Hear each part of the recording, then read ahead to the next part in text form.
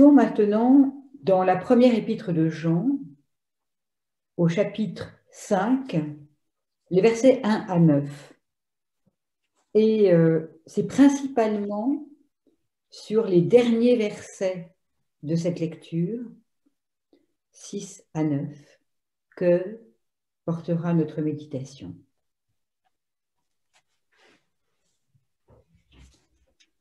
Tous ceux qui croient que Jésus est le Christ sont enfants de Dieu. Et ceux qui aiment le Père, lui qui fait naître, aime aussi celui qui est né de Dieu. Voici à quoi nous reconnaissons que nous aimons les enfants de Dieu. C'est si nous aimons Dieu et si nous mettons ses commandements en pratique. En effet, aimer Dieu, c'est obéir à ses commandements. Et ces commandements ne sont pas pénibles. Car tout enfant de Dieu est vainqueur du monde. Et le moyen de remporter la victoire sur le monde, c'est notre foi. Qui donc est vainqueur du monde? C'est seulement celui qui croit que Jésus-Christ est le Fils de Dieu. C'est lui, Jésus-Christ, qui est venu grâce à l'eau et grâce au sang. Il est venu non pas avec l'eau seulement, mais avec l'eau et le sang. Et c'est l'Esprit Saint qui en témoigne, car l'Esprit est la vérité. Il y a donc 3 témoins: l'Esprit Saint, l'eau et le sang.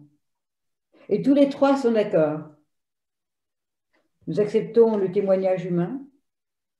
Or, le témoignage de Dieu a bien plus de poids. Et son témoignage concernait son Fils. Nous lisons maintenant dans l'Évangile selon Marc, au chapitre 1, les versets 7 à 11. Mais avant, nous proclamons l'Évangile. Alléluia.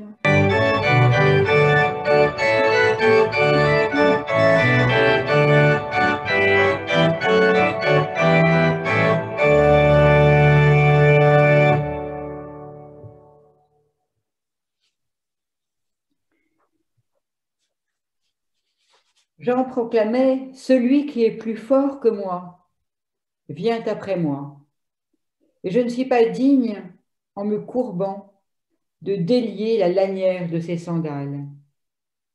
Moi, je vous ai baptisé d'eau, mais lui vous baptisera d'Esprit Saint. Or, en ces jours-là, Jésus vint de Nazareth en Galilée et se fit baptiser par Jean dans le Jourdain. À l'instant où il remontait de l'eau, il vit les cieux se déchirer et l'Esprit, comme une colombe, descendre sur lui. Et des cieux vint une voix: tu es mon Fils bien-aimé, il m'a plu de te choisir. Seigneur, ta parole est la vérité. Sanctifie-nous par ta vérité. Amen.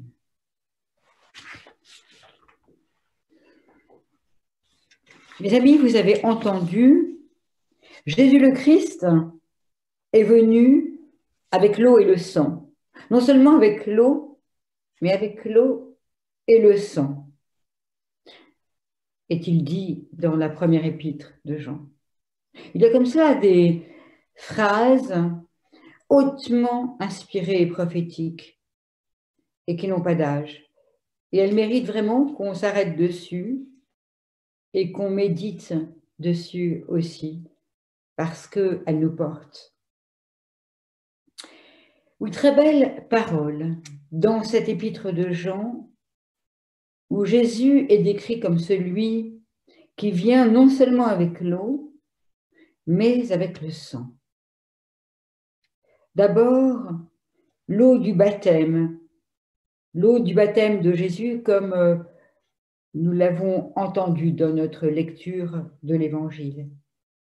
Cette eau qui signifie en premier, et on l'oublie souvent, l'eau de la mort dans le judaïsme, eau dans laquelle Jésus descend, noie le péché humain et ressort en nous faisant ressortir en eau de la vie et faisant de nous un homme nouveau.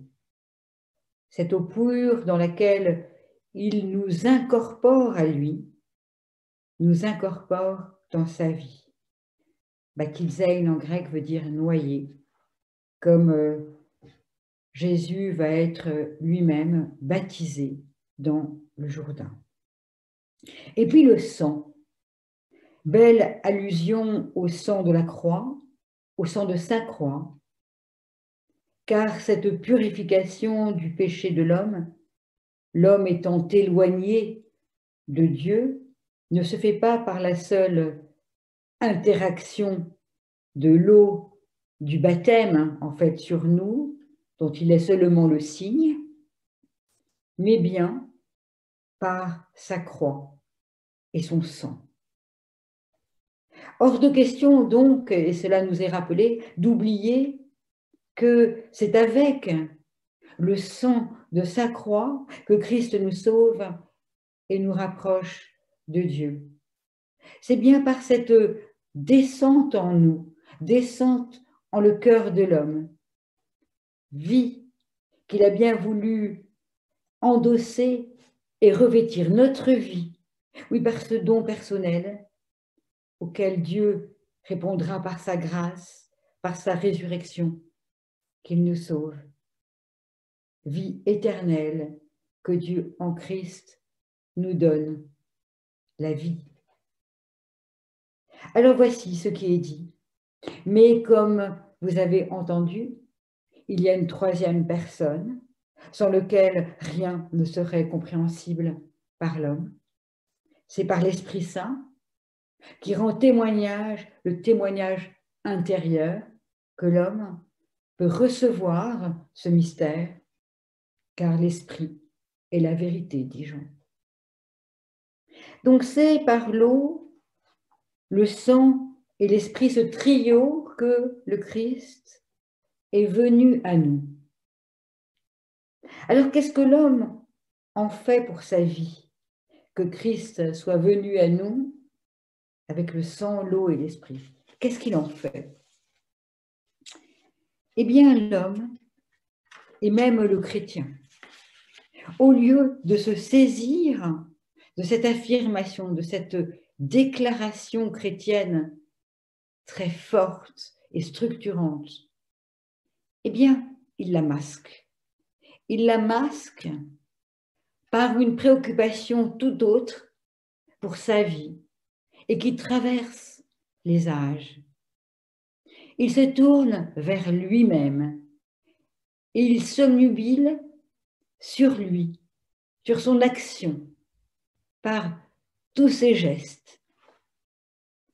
Il y a en effet, dans notre nature humaine, deux besoins profonds et indestructibles, chez les athées, chez les croyants, chez tous, et partout qui se font face et qui tourmentent l'homme et qui sont bien liés au sang et à l'eau qu'on a bien vu chez le Christ. Ces deux besoins correspondent aux deux conséquences du péché originel qui nous prive de la proximité de Dieu. Ce qui se passe et qui fait que l'homme se sent loin de lui.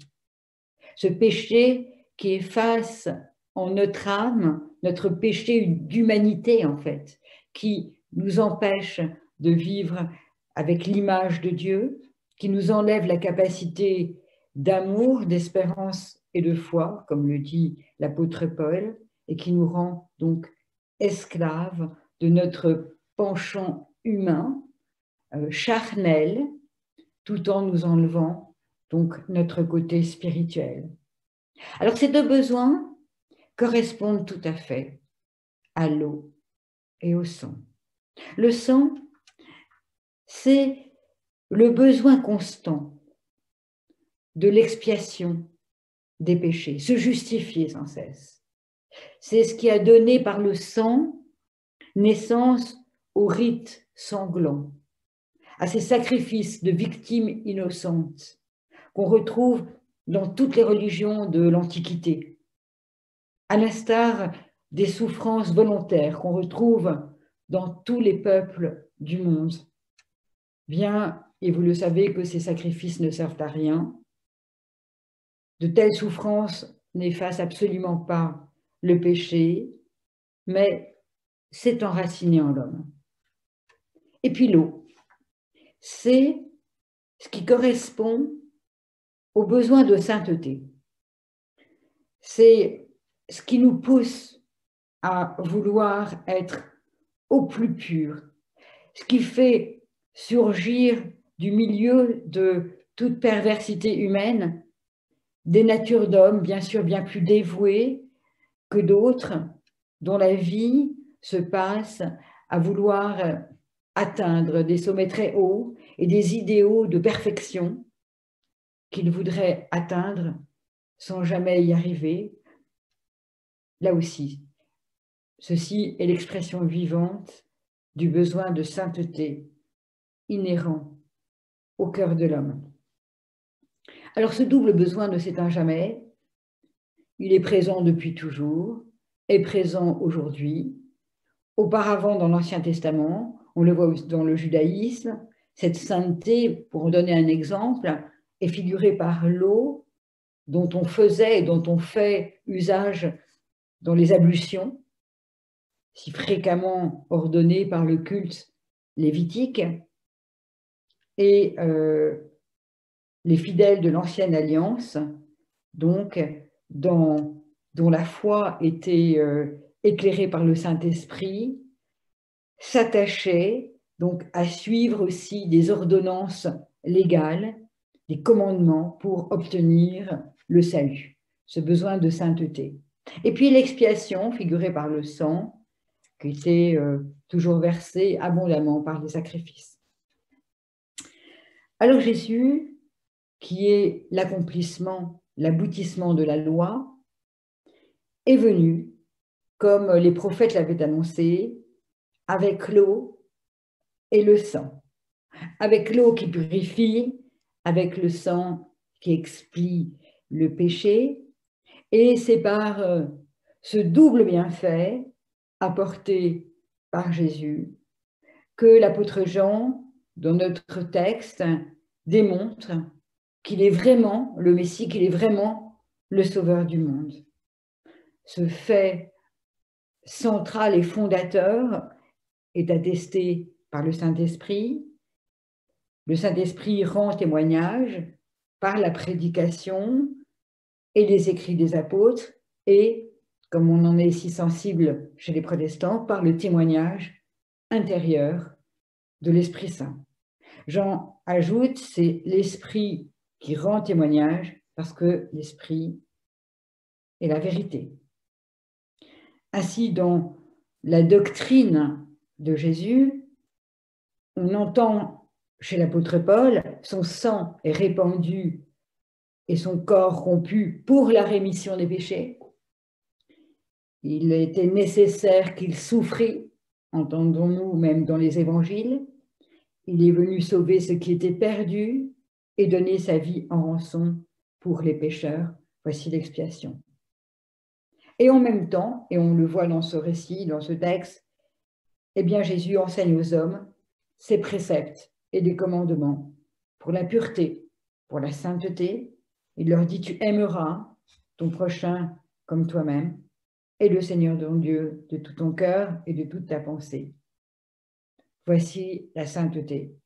Mais vous remarquerez que Jésus ne se borne pas donc à prêcher ces deux choses séparément, isolément, mais qu'il les présente constamment ensemble, qu'il les unit étroitement et les fait découler l'une de l'autre, car il est impossible de croire en l'expiation sans aimer, par celui qui l'a opéré, bien sûr, et impossible d'aimer sans pratiquer une œuvre de sainteté. Alors, le problème qui se trouve, mes amis, c'est que dans la vie chrétienne, l'homme reste au même niveau que le païen.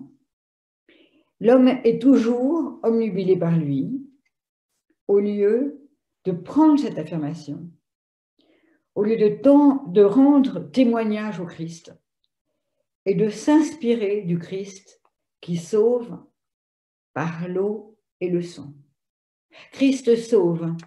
Chacun est pourtant omnubilé par soi-même, son salut, son péché, son bien personnel, sa sainteté factice, au lieu d'accorder beaucoup plus de poids au Christ. Lui, expiation. Lui, sainteté. Chacun se penche sur soi, son mérite, son horrible culpabilité, son péché. On est vraiment dans la loi juive. On sépare d'ailleurs ce qui devrait être fondamentalement uni. L'eau du baptême, le sang de la croix, ensemble. Pas de baptême sans croix, pas de baptême sans le sang du Christ. On néglige le sang, le don, le sacrifice du Christ. Et nous voulons nous attacher le plus à la pratique de ce qu'on appelle des vertus chrétiennes. Notre sanctification, dépourvue du premier principe qui en découle, le principe puissant de l'amour de Jésus. Et on en arrive à une sorte de vertu, déjà le mot est affreux, de vertu extérieure humaine qui pourra bien sûr être approuvée par les hommes, on est tous d'accord, nous paraît comme un bel habit de fête aux yeux du monde, mais qui n'a rien de commun avec la sainteté. Comme le dit le prophète Ésaïe, et nous avons entendu ce très beau texte, nous sommes écartés de la pensée de Dieu autant que la terre et le ciel. Et c'est le piège où tombent les hommes qui considèrent leur propre justice. Ils laissent de côté le Christ, prétendant gagner le salut par leurs œuvres ou leur sainteté, que sais-je. Un autre penchant sera celui qui, au contraire, dédaigne toute œuvre extérieure et ne veut se borner qu'au témoignage intérieur de l'Esprit Saint. On en voit. Ils sont exposés pour prendre l'œuvre de Dieu pour leurs illusions, qui sont le fruit d'une imagination complètement exaltée. C'est ce qui arrive, bien sûr, à toutes les sectes d'illuminés dont l'histoire chrétienne est pleine. Alors, si nous revenons à ce très beau texte, il dit bien que seul le salut, ce qui sauve, c'est le Christ. C'est le Christ par l'eau et le sang, par le témoignage du Saint-Esprit, par le Christ qui est au centre du salut. Mais il ne nous met pas de côté. Et vous l'avez très bien entendu. Il ne nous met pas de côté. Ce qui concerne notre tâche est énorme. Notre mérite, c'est d'avoir foi en celui qui nous sauve. Il nous faut nous reposer par la foi sur le Christ, par l'eau, le sang et l'Esprit. C'est sur lui qu'on doit se pencher par le Saint-Esprit. C'est ainsi qu'on est, et j'aime beaucoup cette expression, vainqueur du monde. Et aujourd'hui, on en a bien besoin. Et non qu'on trouve une issue à ce qui nous obnubile en regardant à nos œuvres de pseudo-sainteté. C'est ainsi qu'on peut même, et aujourd'hui, on peut peser nos mots, qu'on peut même regarder le mal Pas le prendre sur soi, mais l'accepter. Regarder le mal en aimant les autres, sans crainte. Christ le veut. La foi est liée à cela. La foi est liée à l'amour le plus possible. Écoutez ce verset. Tout ce qui est né de Dieu est vainqueur du monde. Christ est vainqueur du monde. Mais il dit aussi, la victoire qui a vaincu le monde, c'est notre foi. Et l'apôtre continue, qui est vainqueur du monde, sinon celui qui croit que Jésus-Christ est Fils de Dieu. Elle nous rend hommes nouveaux par la parole de Dieu en nous, qui nous renouvelle et qui nous donne la grâce. Alors oui, cette parole, Jésus le Christ, est venu avec l'eau et le sang. Non seulement avec l'eau, mais avec l'eau et le sang. Et c'est l'Esprit Saint qui rend témoignage, est au centre de notre foi. Si notre foi se campe sur Jésus et moins sur nous, cela nous rend forts, forts de croire que seul le sang du Christ nous sauve. On n'a pas peur d'affronter le mal de notre monde. C'est cela le chrétien. C'est cela aussi la réforme, ce regard sur le Christ qui nous fait vivre, lui en premier, par l'eau et le sang, la foi par le témoignage intérieur du Saint-Esprit. Christ en nous. On résiste à tout. On est transformé pour tout. Alors, soli Deo Gloria, sola gratia, sola fide, seule la foi en le sang du Christ rend vainqueur de vie éternelle. Je n'ai pas de plus belle parole vivante pour vous souhaiter encore une bonne année. Amen.